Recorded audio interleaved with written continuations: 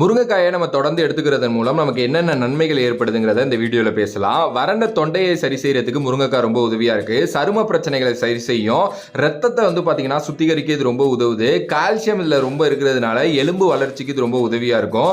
நுரையீரல் தொடர்பான பிரச்சனைகளை பார்த்தீங்கன்னா சரி செய்யறதுக்கு இந்த முருங்கைக்காய் உதவியாக இருக்குது. சர்க்கரை நோயை பார்த்தீங்கன்னா கட்டுப்படுத்தும். கர்ப்பிணி பெண்களுக்கு இது நல்லது. ஆனால் டாக்டரோட அந்த ஒரு சஜஷன் படி அதை எடுத்துக்கணும். ஓகேவா? தொற்றுகள் உருவாவதை பார்த்தீங்கன்னா தடுக்கும். விட்டமின் சி இதில் இருக்குது அப்படிங்கிறது இது பாத்தீங்கன்னா ஒரு நோய் எதிர்ப்பு சக்தியை அதிகமாக கொடுக்கக்கூடிய ஒரு பொருள் அப்படின்னே சொல்லலாம். விட்டமின் ஏ இருக்கிறதுனால பார்வை திறனை அதிகரிக்கக்கூடிய தன்மைகள் இதுல ரொம்ப நல்லாவே இருக்கு.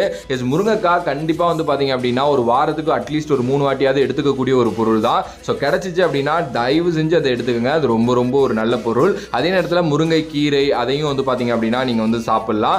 ஏகப்பட்ட நல்ல விஷயங்கள் நம்மளை சுத்தியே இருக்கு. அதை எடுத்து சாப்பிட்டாலே நம்ம உடம்ப நல்லா ஹெல்த்தியா பார்த்துக்கலாம்.